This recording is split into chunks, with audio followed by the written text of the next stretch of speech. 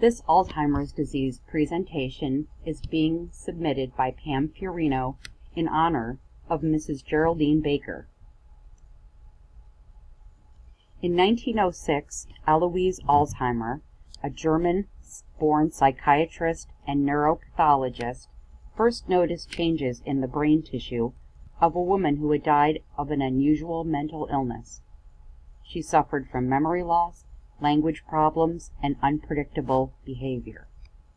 After she died, he examined her brain and found many abnormal clumps which we now identify as amyloid plaques.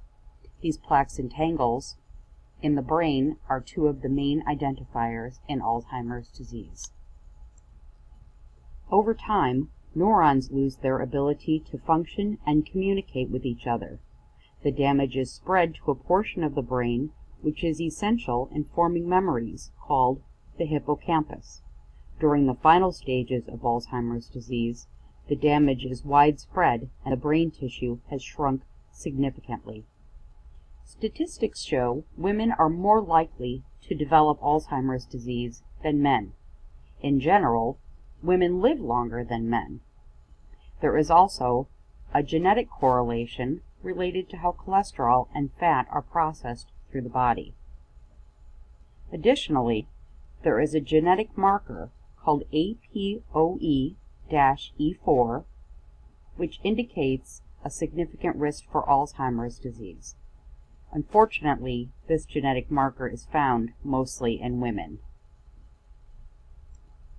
There are very few preventable measures for Alzheimer's disease. There are no confirmed cures, and death usually occurs 8 to 10 years after the onset of the symptoms. It is difficult to diagnose Alzheimer's disease. Funding from the Alzheimer's Association has recently spurred significant advances and steady progress in the diagnosis. The standard workup these days now include an MRI, or magnetic resonance imaging, or a CT scan, a computed tomography, used to rule out other conditions.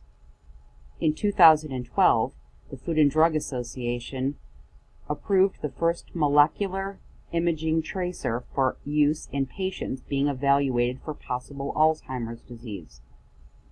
Then, using a PET scan, or positron emission tomography, reveals the presence of amyloid plaques within the brain.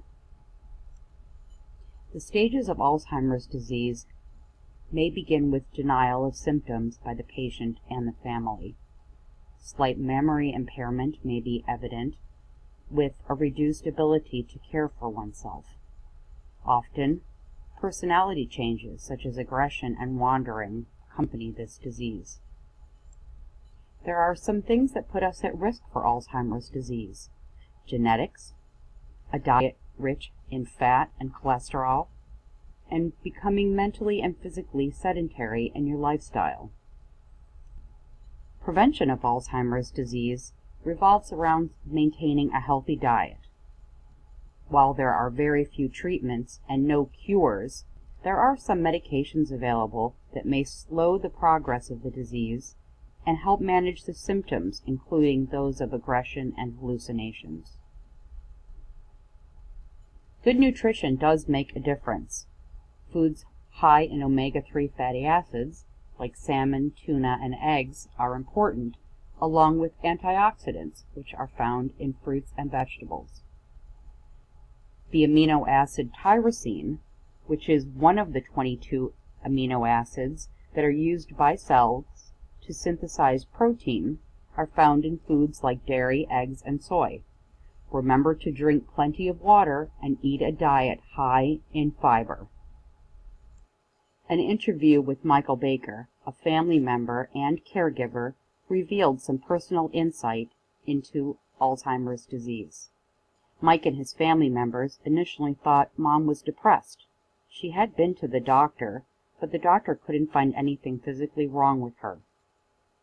Eventually, Mother began asking for advice for things that she had been accustomed to doing for a very long time, like driving and managing her finances. Soon after, the family noticed other deficits, like Mom wasn't sure whether she had eaten, showered, or used the bathroom. She eventually needed more help with her activities of daily living. Mama J took Aricept, which helped with her memory, but presented her with some other side effects such as hallucinations, insomnia, and weight loss. Mike's advice to anyone dealing with Alzheimer's disease is to resolve any unresolved issues, take care of them immediately so there are no regrets, and love them and never leave them.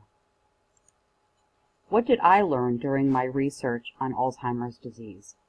I learned that continued funding for further research is imperative.